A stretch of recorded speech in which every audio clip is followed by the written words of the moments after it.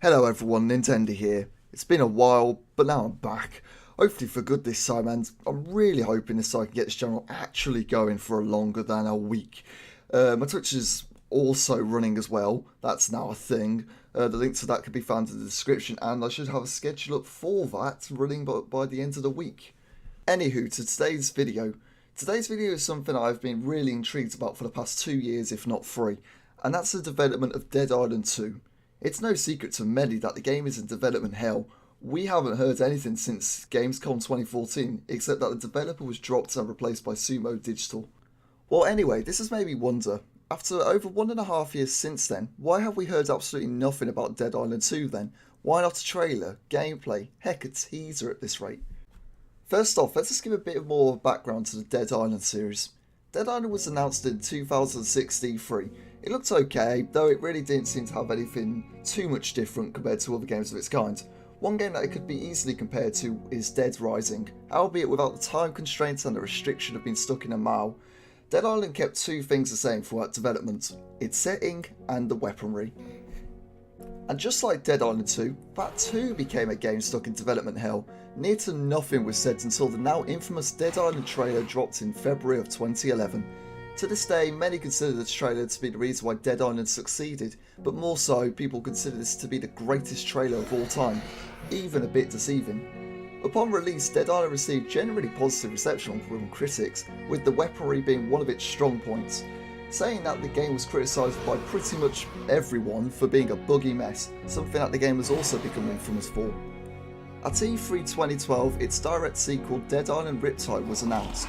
Alongside that, Dead Island Riptide also had an extremely well received trailer, albeit not as positively received as Dead Island's trailer, but still a well received one.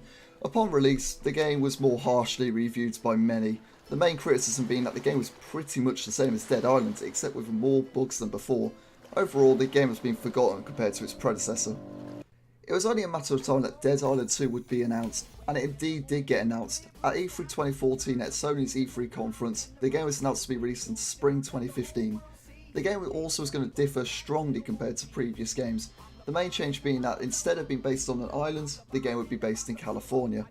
The game also seemed to have a more upbeat feel to it compared to its predecessors. This is strongly shown in the trailer, which unlike previous trailers for previous games, had an upbeat tone and was sort of shown to be comedic, unlike the emotional trailers of Dead Island and Dead Island Riptide. Techland had also decided not to develop the game, instead splitting from Deep Silver to develop Dying Light with Warner Bros. Publishing. All seemed to be going well for Dead Island 2, as it was eventually shown at Gamescom 2014, but that's when the game also seemed to be showing signs of worry. The gameplay was somewhat criticised for being broken as all heck, slow and somewhat just boring. Sure, the game was shown in a pre-alpha stage, but reception was still not kind. Then all went silent. Deep Silver announced just before E3 2015 that Dead Island 2 would not show at E3. Rumours then began to circulate that the developer Yager Developments were dropped from the game. These were all but confirmed in July 2015, where it was announced Yager would drop from the game.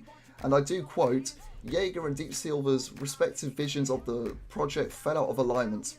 Worries arose that the game would be straight out cancelled shortly after this announcement. It took until March of 2016 for Sumo Digital to announce that they had took over development for the title. Since then, there's been nothing heard of the game. Now why could this be? Well, it's no secret that Sumo Digital are indeed extremely busy, and it raises the question if they're the right team to make the game. Since March 2016, Sumo Digital have developed or helped develop 5 major games, those being Forza Motorsport 6 Apex Edition for PC, Forza Horizon 3, Hitman the Colorado episode, Snake Pass, and finally, and most debatably most major of all, Crackdown 3. That's not exactly a small amount, especially for Sumo Digital, who though having 400 employees are still helping or making some of the most major games in the business right now.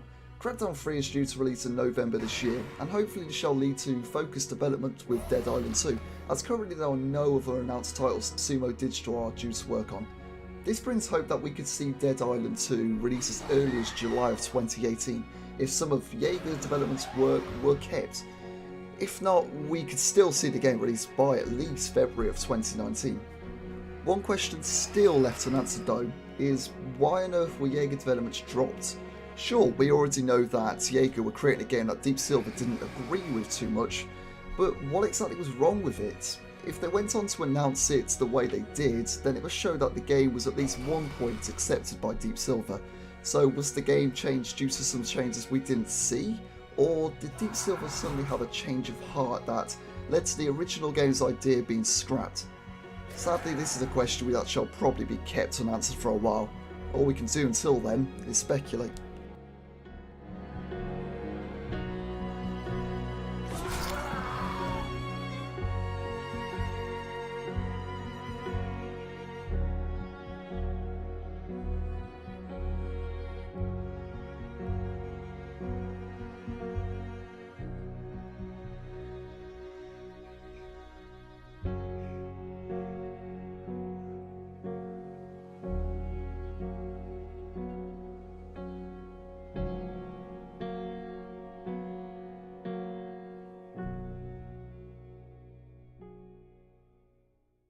It was only a matter of time that Dead Island 2 would be announced, and the game also was going to differ strongly compared to previous games, unlike the emotional trailers of Dead Island and Dead Island Riptide.